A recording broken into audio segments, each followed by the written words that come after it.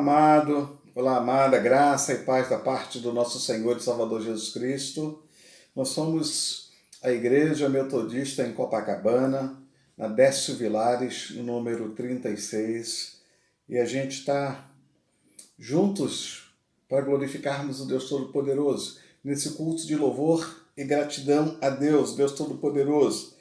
A palavra do Senhor é uma palavra que nos chama a um momento de purificação, a um momento de santificação, a um momento de comunhão com Deus.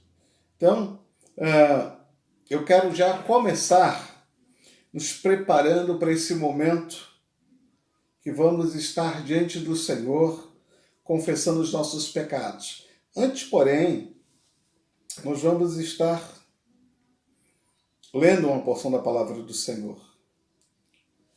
Filipenses, no capítulo de número 2, versículos 5 e 6. A palavra do Senhor diz, olha, tende em vós o mesmo sentimento que houve também em Cristo Jesus, pois ele, subsistindo em forma de Deus, não julgou como usurpação o ser igual a Deus, antes, a si mesmo se esvaziou, assumindo forma de servo, tornando-se em semelhança de homem e reconhecido em figura humana, e a si mesmo se humilhou, tornando-se obediente até a morte e morte de cruz. Louvado seja o nome do Senhor. Diante do Senhor, reconhecendo então nosso pecado, reconhecendo realmente as nossas fraquezas, atendendo à exortação do Deus Todo-Poderoso, quero convidar você para esse momento de oração, de confissão e de arrependimento. Feche seus olhos. Senhor meu Deus, queremos pedir perdão porque reconhecemos que temos nos envolvido demasiadamente com os nossos problemas particulares. Esquecemos, ó Deus, que a nossa fé no Deus Todo-Poderoso exige um momento de compromisso, ó Deus querido, de fé com o meu próximo. Perdoa porque muitas das vezes nós somos orgulhosos. Perdoa porque às vezes nós nos preocupamos somente conosco. Por isso, Senhor, dá-nos a consciência da nossa responsabilidade na tarefa de evangelização, na tarefa da promoção da vida, na tarefa de, ó Deus querido, anunciar o Evangelho. Que possamos nos sentir incomodados, inquietados pelo Teu Espírito. Suplicamos, ó Deus, o Teu perdão, suplicamos, ó Deus, o Teu favor, para que, ó Deus, nosso vigor, a nossa disposição em servir-te, possa ser cada vez maior. Obrigado, Jesus. Obrigado pelo teu sacrifício na cruz do Calvário, pelos meus pecados, pelos nossos pecados. Obrigado porque tu nos escolheste. E por isso, ó Deus querido, nós podemos receber de ti o teu perdão. No nome de Jesus. Aleluia. Amém. Amém. Amém? Queridos e queridas, nós cremos que toda vez que nós nos arrependemos sinceramente, toda vez que nós rasgamos o nosso coração diante de Deus e pedimos perdão de forma sincera, Ele nos perdoa. Ele nos perdoa. Então, quero deixar para você essa declaração de perdão da palavra de Deus.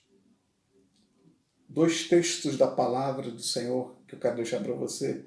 Efésios no capítulo de número 4, no versículo 32, e Efésios no capítulo de número 5, versos 1 e 2. Receba aí, em nome de Jesus, essa palavra de perdão.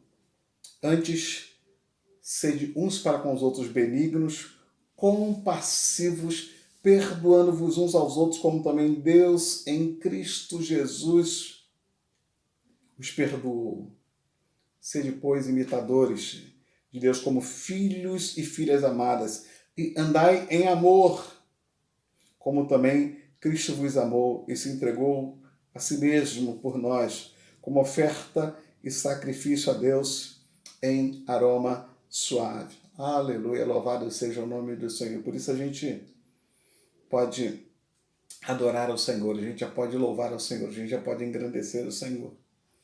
E o Ministério do Louvor vai estar louvando cânticos de louvores, de gratidão ao único que é digno de receber a honra, a glória, o louvor e toda a adoração. E depois do cântico, pastor Ilídio vai estar trazendo uma palavra rema, uma palavra profética para a tua vida, meu amado, para a tua vida, minha amada.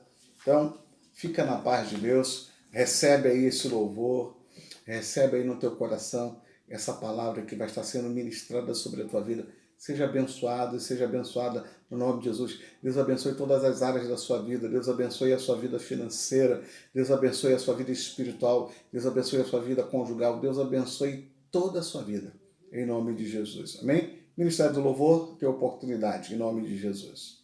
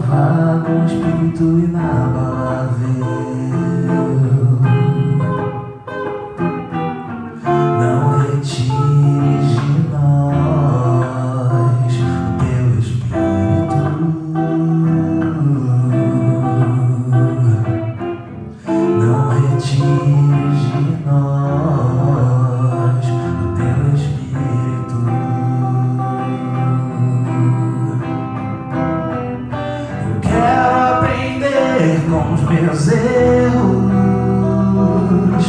e não mais cometê-los.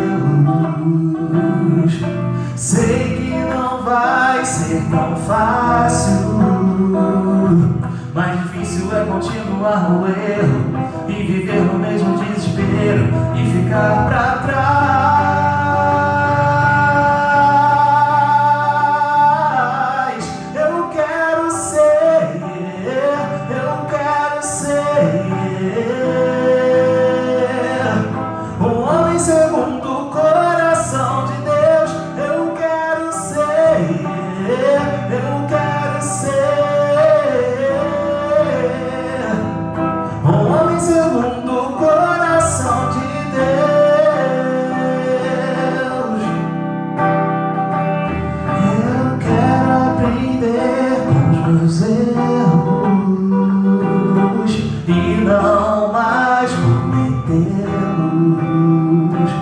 Eu sei que não vai ser tão fácil, mais difícil é continuar no erro e viver no mesmo desespero e ficar pra trás.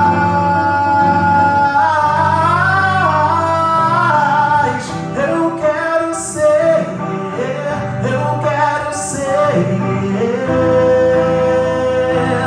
um homem segundo o coração de Deus. Eu quero ser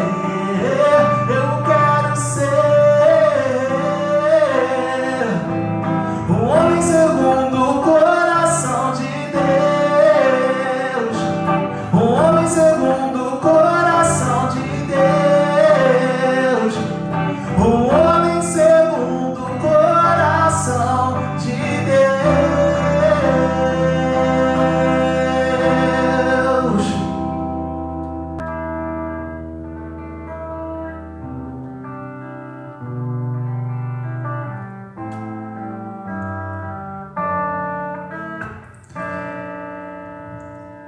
Quão formoso és,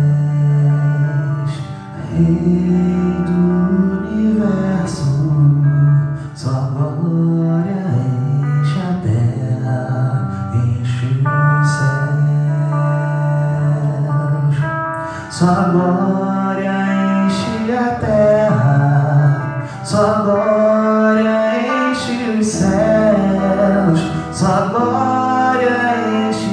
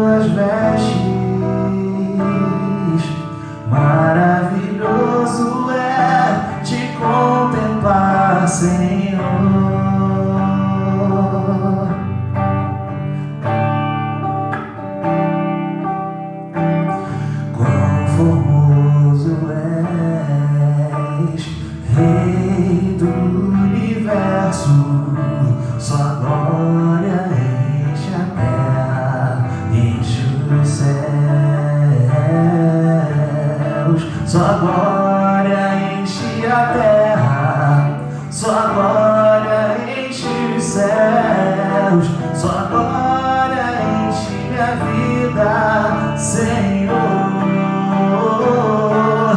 Maravilhoso é estar em Tua presença.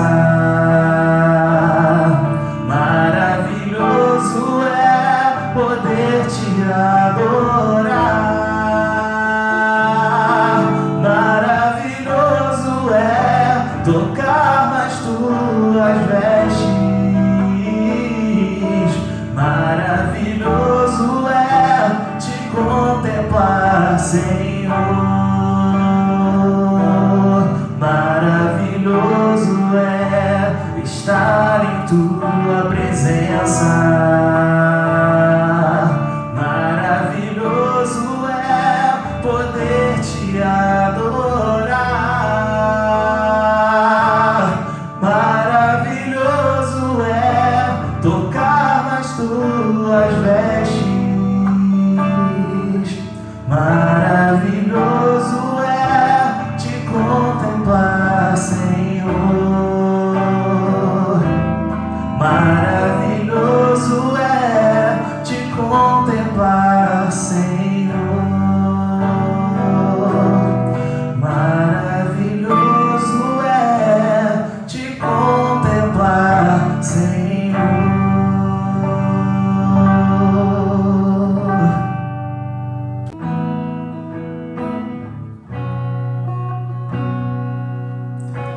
Se o sol se pôr e a noite chegar, Tu és quem me guia. Se a tempestade me alcançar, Tu és meu abrigo. Se o mar me submergir, a Tua mão me traz a tona pra respirar e me faz andar sobre as águas. Tu és o Deus da minha salvação, és o meu dono, minha paixão, minha canção e o meu louvor.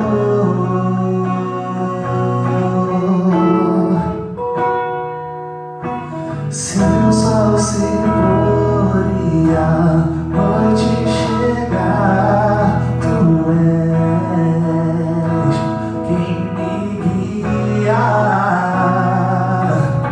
Se a tempestade me alcançar, Tu és meu abrigo. Se o mar me submergir, a Tua mão me traz a tona pra respirar e me faz andar sobre as águas. Tu és o Deus da minha salvação, és o meu dono, minha paixão, minha canção e o meu louvor.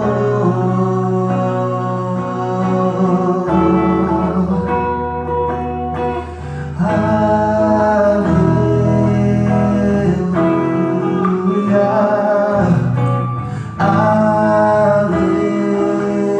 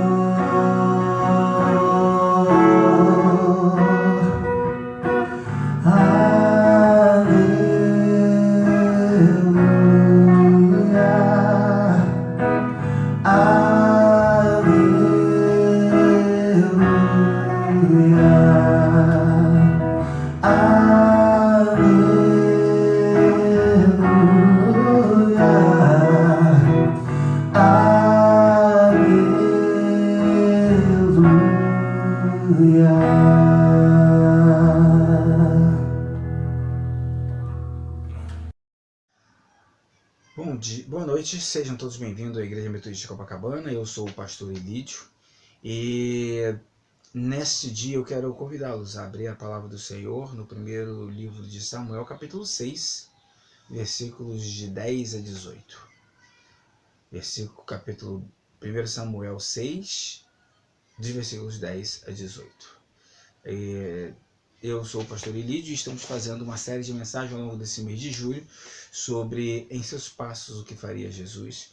E esse texto é um texto que vai nos enriquecer muito sobre esse assunto. E a palavra de Deus fala: assim fizeram aqueles homens, tomaram duas vacas com crias e as ataram ao carro. E os seus bezerros encerraram em casa. Puseram a arca do Senhor sobre o carro, como também o cofre com os ratos de ouro e com as imitações de tumores. As vacas se encaminharam diretamente para Bet-Semes, e andando e berrando, seguiam sempre por esse mesmo caminho, sem se desviarem nem para a direita nem para a esquerda. Os príncipes dos filisteus foram atrás delas até ao território de Bet-Semes. Andavam os de Bet-Semes fazendo a cega do trigo no vale, e levantando os olhos, viram a arca, e vendo-a, se alegraram. O carro veio ao campo de Josué, o Bet-Semita, e parou ali, onde havia uma grande pedra. Fenderam a madeira do carro e ofereceram as vacas ao Senhor em holocausto. Os levitas desceram a arca do Senhor, como também o cofre, que estava junto a ela, e em que estavam as obras de ouro, e os puseram sobre a grande pedra. No mesmo dia, os homens de Bet-Semes ofereceram holocaustos e imolaram sacrifícios ao Senhor. Viram aquilo os 5 príncipes dos filisteus e voltaram para Ecrom no mesmo dia. São esses, pois, os tumores de ouro que enviaram os filisteus ao Senhor como oferta pela culpa. Por Asdod, 1. Por Gaza, outro. Por Asquelon, outro. Por Gate, outro. Por Ecrom, outro. Como também os ratos de ouro, segundo o número de todas as cidades dos filisteus, pertencente aos 5 príncipes, desde as cidades fortes até as aldeias campestres. Grande pedra sobre a qual puseram a arca do Senhor está, até o dia de hoje, no campo de Josué, o Bet-Semita. Oremos. Pai querido, fala aos nossos corações, ó Pai. Em nome do Teu Filho Jesus, abra o nosso entendimento para que possamos entender e receber a boa semente da Tua Palavra e que ela venha produzir frutos a 100 por 1 em nossas vidas, ó Pai. É o que te pedimos em nome de Jesus. Amém. Eu estava lendo alguns artigos acadêmicos e me deparei com um de Stanford, da Universidade de Stanford, nos Estados Unidos, muito interessante, muito bem feito, muito bem elaborado. E esse estudo fala sobre comportamento social. Foi elaborado pelo professor Albert Bandura, um canadense de 94 anos, ele está vivo ainda, que analisou a psicologia social e elaborou uma teoria chamada Teoria do Aprendizado Social. Muito interessante que a fase inicial da pesquisa de Bandura, Albert Bandura, analisou os fundamentos da aprendizagem de crianças e adultos, particularmente em imitar o comportamento observado em outros, em particular o comportamento agressivo. Como é que Bandura elaborou esse experimento de observação? Ele fez o seguinte: ele procurou confirmar essa teoria desenvolvida por ele, fazendo um experimento com o João Bobo. O João Bobo, aquele boneco de plástico que a gente enche de mais ou menos 1,5 metro de altura, dá para a criança bate nele, ele cai e volta, cai e volta, cai e volta. Como é que ele usou o João Bobo no seu experimento? Olha que inteligente. Ele pegou um grupo de crianças e dividiu em 3 grupos. Em cada um desses grupos, eles foram submetidos a diferentes filmes. Em que, no primeiro filme, um adulto aparecia agredindo esse João Bobo e sendo recompensado por essa agressão. No segundo filme, aparece um adulto agredindo esse João bobo e sendo punido por essa agressão. No terceiro filme, aparece o adulto agredindo esse João bobo, porém nada é feito. Após essas crianças terem sido submetidas a esses 3 filmes, esses 3 grupos, com seus 3, cada um com seu filme, essas crianças foram trazidas para uma grande sala cheia de brinquedos e ali essas crianças tiveram a oportunidade de brincar com vários brinquedos, todas elas juntas, porém, o João bobo estava ali no meio. Havia o João bobo entre os brinquedos que elas estavam brincando. E qual foi a conclusão ao observar, e eles ficaram de um lado observando, sem que as crianças pudessem saber que eles estavam ali observando, analisando aquele experimento? Eles começaram a perceber o seguinte: o grupo que viu o adulto agredindo e sendo recompensado tendia a repetir com mais frequência esse comportamento, em comparado com os outros 2 grupos. A conclusão que ele chega é que o comportamento agressivo se tornaram mais frequentes ao ver outros serem recompensados pela sua agressividade. Pelo simples fato de elas terem visto e sendo recompensado por aquele ato, as crianças começaram a reproduzir o comportamento observado naqueles adultos. O que isso tem a ver com a leitura que a gente fez do texto? Vocês vão ver.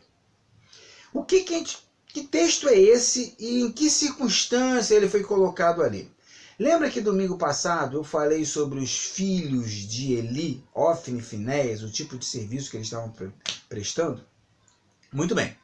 Lembrando que os filhos de Eli eram sacerdotes também, eles estavam aprontando naquela época. Eli sabia, Deus usou Samuel para avisar para ele que Deus ia pesar a mão, e ele não teve pulso com os seus filhos, e Samuel falou com ele: ó, Deus vai pesar a mão.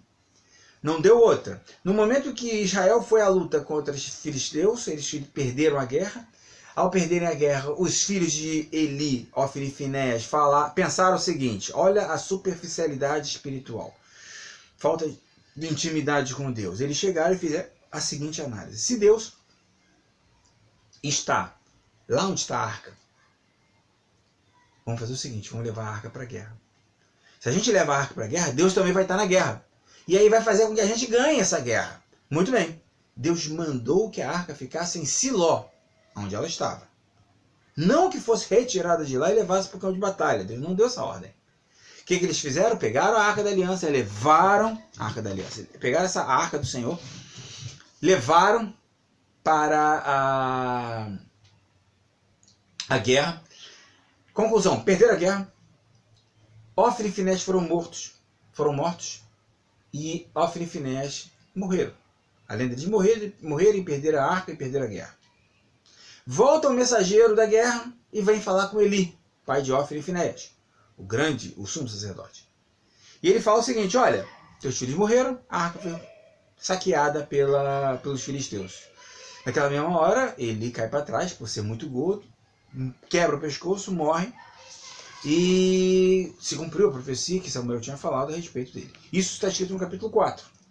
Capítulo 2, 3 e 4 fala sobre isso. No capítulo 5, a gente percebe que agora a arca está dentro de Asdod, o local aonde os filisteus levaram a arca. E o deus deles é Dagon, corpo de peixe, cabeça de tronco de homem.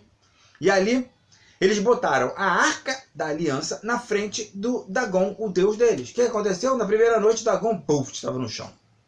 Eles chegaram, encontram o Dagon no chão, não entenderam nada, levantaram, botaram na posição normal. Na segunda noite, Dagon cai no chão de novo, porém, a cabeça quebrada e os braços quebrados. O que eles fizeram com isso? Naquele mesma noite, eles já falaram: opa, isso não é bom ficar aqui não, vamos levar para Gat. Levaram para Gat. Começaram aí a haver tumores, como tinha havido também em Asdod, começaram a aparecer ratos no meio da lavoura, começaram a aparecer vários problemas de saúde, não somente em Asdod, aonde a arca da aliança parava, vinha ratos, vinha tumores, e detalhe, a palavra no hebraico para tumores são hemorroidas, são feridas purulentas, horrorosas no deserto, no calor. E ali eles estavam vivendo aquele caos. Gate não quis ficar, levou essa Arca da Aliança de novo para Ecrom. Ecrom também sofreu, eu não quero ficar também com isso aí não. Isso está no capítulo 5, tudo relatado. No capítulo 6, olha o que ele fala. 7 meses depois que a arca foi pega, foi levada como um instrumento de recompensa de guerra, né? E ali, depois deles pegarem a arca, eles resolveram, vamos devolver essa arca. Vamos devolver essa arca porque ela tem trazido muitos males para nós. Porém, se a gente vai devolver, a gente precisa dar um presente para o Deus deles. O sentimento de culpa deles estava pesando muito forte. E estava levando eles a devolver essa arca com presente. Que presentes eram esses? Eles têm que fazer presente barato? Não, presente caro, presente de ouro. Mas o que nós vamos fazer de ouro? Vamos fazer um presente que lembre, que remete a essas pestes que têm chegado até nós. Para que o Deus deles possa ver o problema, possa ver o nosso arrependimento por causa do castigo que ele impôs sobre nós. Então vamos fazer de ouro, tumores de ouro e ratos de ouro. Então eles fizeram 5 tumores de ouro, 5 ratos de ouro, botaram nessa caixa, botaram, e aí eles fazem uma coisa, eles falam o seguinte, vamos fazer isso como reconhecimento desse castigo de Deus sobre nós. Nós estamos arrependidos. É o sentimento de culpa batendo batendo com força na consciência deles. Vamos fazer uma carroça nova, não pode ser velha não. E vamos pegar vacas novas, que tenham acabado de dar cria agora. Vamos pegar essas vacas que nunca receberam carga nenhuma, vamos botar essa carroça nas costas dela, vamos botar a Arca da Aliança em cima dessa carroça, vamos levar as crias, os bezerros dessas vacas, vamos deixar elas guardadas no nosso cercado, no nosso rebanho, e vamos botar essas vacas com a Arca da Aliança nessa carroça nova, com o nosso presente de arrependimento, né? Para que elas possam seguir. E detalhe, vamos ficar observando qual caminho que ela vai fazer. Ninguém vai dizer qual caminho que ela tem que tomar. Não. Ela vai seguir o caminho dela. Elas foram e eles observaram, e ela foi direta para Bet-Semes sozinha. Isso era sinal de que o mal que veio sobre eles era de Deus. Se não, foi tudo por acaso. Dessa forma, a gente começa, é nesse contexto que aparece exatamente esse texto que a gente vê, que aqueles homens e tal pegaram as vacas, a cria, os tumores e tudo mais, a gente vê esse texto aqui. Aí cai exatamente aonde nós estamos. Muito bem. Da mesma forma que Albert Barnes fez, da mesma forma que as crianças daquele experimento de Albert Barnes aprenderam pela observação, eu quero meditar com vocês o quanto nós podemos aprender observando o comportamento dessas vaquinhas. Observando o comportamento dessas vacas filisteias, nós vamos conseguir aprender e vamos meditarmos na palavra de hoje, continuando essa série de mensagens, Seus Passos que Faria Jesus. O tema da mensagem é o Sermão da Vaca Filisteia. Olha que interessante. Para iniciarmos, primeiro deles, vamos lá aos versículos do capítulo 1 Samuel 6, de 7, versículo 7 e o versículo 12. Acompanhe na sua Bíblia aí. Versículo 6, capítulo 6 de 1 Samuel, versículo 7 e o versículo 12. Versículo 7. Agora, pois, fazei um carro novo, tomai 2 vacas com crias, sobre as quais não se pôs ainda jugo, atai-as ao carro, seus bezerros, levá-los-ei para casa. As vacas se encaminharam diretamente para Bet-Semes e, andando e berrando, seguiam sempre por esse mesmo caminho, sem se desviarem nem para a direita nem para a esquerda. Os príncipes dos filisteus foram atrás delas até o território de Bet-Semes. Primeira coisa que a gente aprende com essas vacas, elas obedeceram mesmo contrariando os seus instintos, deixando para trás, apartados, os seus bezerros. Elas deixaram tudo. Foi a mesma coisa que aconteceu com Pedro. Mateus 19, 27 falou, então ele falou, Pedro, eis que nós tudo deixamos e te seguimos. E que será, pois, de nós?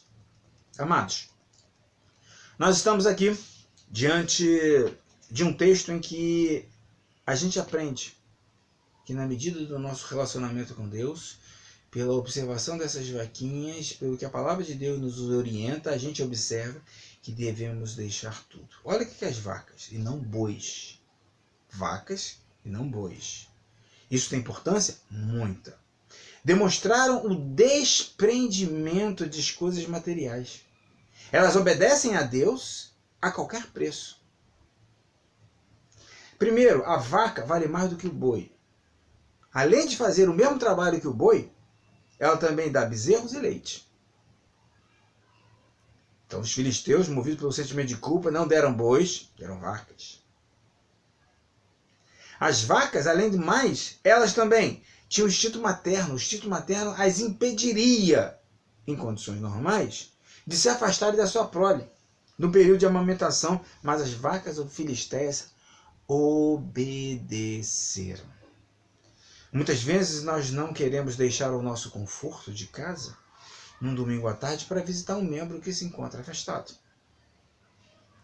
É muito interessante quando a gente começa a escutar esse tipo de justificativa no interior da igreja, dizendo, não, mas eu trabalhei a semana toda, eu preciso ter um dia de descanso, agora eu preciso parar para poder descansar porque a semana se inicia. Quando a gente trabalha no seminário de evangelismo, eu disseco bem em detalhes João 4, porque João 4 mostra um episódio em que Jesus não estava cansado. Ao sol de meio-dia, no deserto da Judéia, junto à fonte de Jacó, Jesus saiu do seu caminho para ir para aquele canto, porque ele sabia que lá haveria uma mulher samaritana. Ele não mediu esforços para estar lá e poder pregar o evangelho para aquela mulher, que ele nem conhecia. Muitas vezes ele faz um esforço muito grande, porque ele ele vai para a Judéia, da Judéia vai para Samaria, de Samaria vai para Sicá, da Sicá vai para fonte de Jacó. Agora imagine se Jesus estivesse cansado para morrer na cruz do Calvário. O que seria de nós? O que seria de nós se Jesus dissesse, hoje não, eu estou cansado, eu não vou morrer hoje na cruz não, pelos pecados dessa multidão que não merece. As vacas deixaram tudo para obedecer. Será que nós estamos dispostos a deixar o sono depois do almoço de domingo para visitar um membro que se encontra afastado? Lembra da pergunta? Em seus passos, o que faria Jesus? Segunda coisa que a gente aprende com essas vaquinhas. 1 Samuel capítulo 6, nós vamos fazer uma mensagem expositiva, versículos 9 e o versículo 12. O versículo 9 fala, reparai, grava essa palavra, reparai, o verbo, se subir pelo caminho rumo do seu território a Bet-Semes, foi ele que nos fez este grande mal. Senão, saberemos que não foi a sua mão que nos feriu. Foi casual o que nos sucedeu. Versículo 12. As vacas se encaminharam diretamente para Bet-Semes e, andando e berrando, seguiam sempre por esse caminho, por esse mesmo caminho, sem se desviarem nem para a direita, nem para a esquerda. Os príncipes dos filisteus foram atrás delas até o território de Bet-Semes. O que a gente aprende com as vaquinhas das filisteias? Segunda coisa, sem conhecerem o caminho, acertaram o rumo. Deus as guiava. Salmo 95, versículo 7 fala a mesma coisa. Ele é o nosso Deus, e nós, povo do seu pasto e ovelhas de sua mão. Hoje, se ouvirdes a sua voz, Ele vai nos guiar, vai nos orientar, Ele vai dar para a gente tudo aquilo que a gente precisa. Mas é necessário que Deus guie. Para que nós possamos ser guiados por Deus, é necessário estar atento à sua voz. Olha que a palavra que ele inicia no versículo 9 é reparai. Se as vacas não conheciam o caminho nem a carga que estava sobre elas, E elas poderiam exatamente se separar, poderia muito bem voltar por causa dos seus bezerros que ficaram lá atrás, mas elas foram direto. Deus estava guiando aquelas vacas. O centro do culto é a palavra de Deus. Nós sabemos que as pessoas saem de casa desejosas de ouvir uma palavra que lhes dê conforto, alento, que lhes dê um alimento espiritual para que ela possa continuar a prosseguir, muitas vezes numa caminhada dura, árdua. E quando a gente chega à igreja, devemos chegar sempre com o coração ávido para ouvir a palavra do Senhor, com fé e obediência. E na medida que a gente chega com esse coração disposto para ouvir e aplicar os ensinamentos de Deus para as nossas vidas, a cada instante, quando a gente para pensar antes de agir e fazer a seguinte pergunta em seus passos, que faria Jesus? Com certeza Deus vai guiar-nos por caminhos pelas quais nós veremos a mão de Deus agindo. Mas isso é necessário uma intimidade espiritual, é necessário ter uma caminhada com Deus para que possamos perceber as digitais de Deus, acomodando as situações a nosso favor, preparando as circunstâncias para te abençoar. É preciso essa sensibilidade, é preciso de uma intimidade com Deus. Na nossa casa, a gente convive com os nossos familiares e essa intimidade é desenvolvida de uma maneira muito fácil. Pelo convívio, a gente começa a perceber os detalhes de como um age. Eu consigo perceber do lado de fora da minha casa, quando alguém está botando a chave na porta, pela maneira como que bota a chave na porta, eu sei quem é. Dessa forma é que Deus deseja que nós venhamos a aprender a ter essa intimidade que nós temos com os nossos familiares, devemos ter com Ele. Mas para alcançar isso é necessária uma intimidade com Deus. Com leitura, oração, jejum, participação nos cultos, na sua igreja, isso é de extrema importância.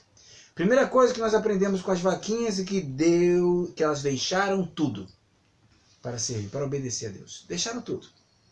Segundo, na medida que eu deixo tudo para obedecer a Deus, Deus me guia. Foi o que aconteceu aqui agora. Deus guiou as vaquinhas. Terceiro, o que as vaquinhas podem nos ensinar? É maravilhoso quando a gente para analisar esse texto e começar a observar quanto Deus é cuidadoso para conosco. E aí nós temos aqui em 1 Samuel capítulo 6, versículo 8. A última parte. Então, tomai a arca do Senhor e ponde-a sobre o carro, e metei-o num cofre ao seu lado as figuras de ouro que lhe haveis de entregar como oferta pela culpa, e deixai-a ir. Terceira coisa que a gente aprende, que elas não estranharam o peso, mesmo que sentisse pela primeira vez, pois o jugo era a arca e o ouro do Senhor. O que está escrito em Mateus 11, 29 e 30? Tomai sobre vós o meu jugo e aprendei de mim, porque sou manso e humilde de coração, e achareis descanso para as vossas almas, porque o meu jugo é suave e o meu fardo é leve. As vaquinhas não estranharam o fardo do Senhor, porque não é pesado.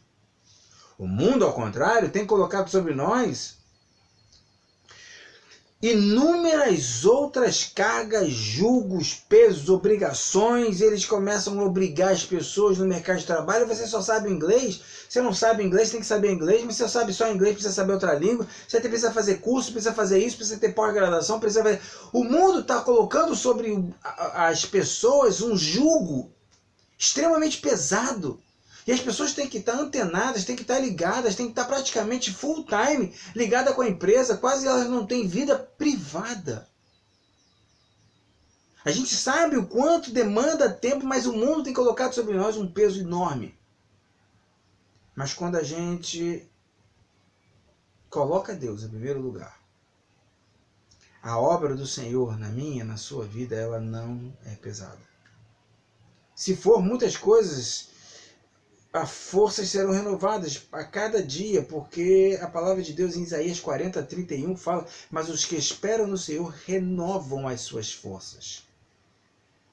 Não somente renovam, mas sobem como as asas, como águias. Correm e não se cansam, caminham e não se fatigam. O servo de Deus recebe do Senhor o seu sustento, o seu suporte, recebe do Senhor a nutrição necessária para continuar a caminhada. As dificuldades são grandes, as lutas são enormes, mas a vitória do cristão não é não sofrer, mas sim não ser derrotado pelo sofrimento, porque o Senhor te sustenta, me sustenta, nos sustenta.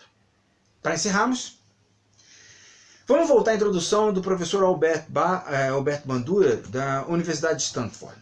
Ele fala o seguinte: esse aprendizado frequentemente não se restringe a imitar e passa a identificar-se com a pessoa modelo.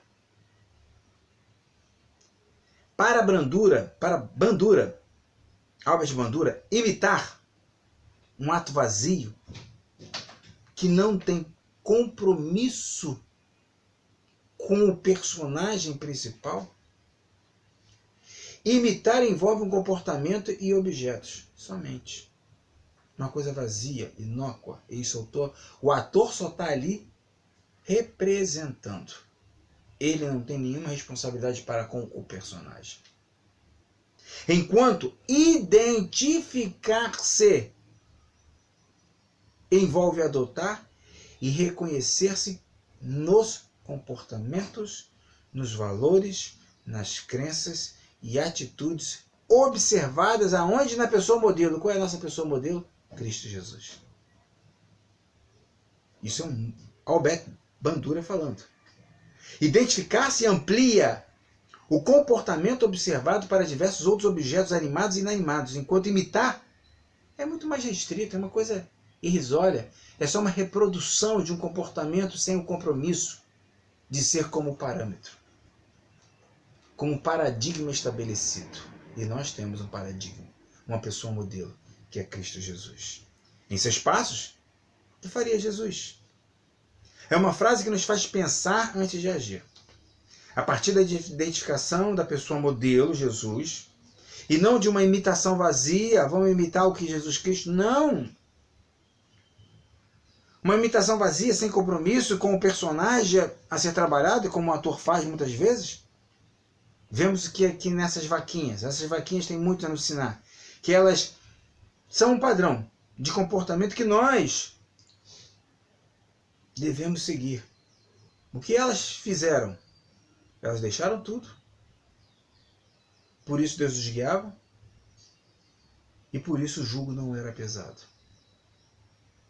Elas deixaram tudo, Deus as guiava, e elas não estranharam o peso de trabalhar para o Senhor. Muitas vezes escutamos reclamações, não, porque eu faço muita coisa na igreja. Sim, muitas vezes a gente vê pouca gente fazendo muito e muita gente sem fazer nada. Por isso é necessário todos abraçarem, porque a obra é do Senhor. Eu não sei como está a sua vida, mas eu quero orar por você nessa hora.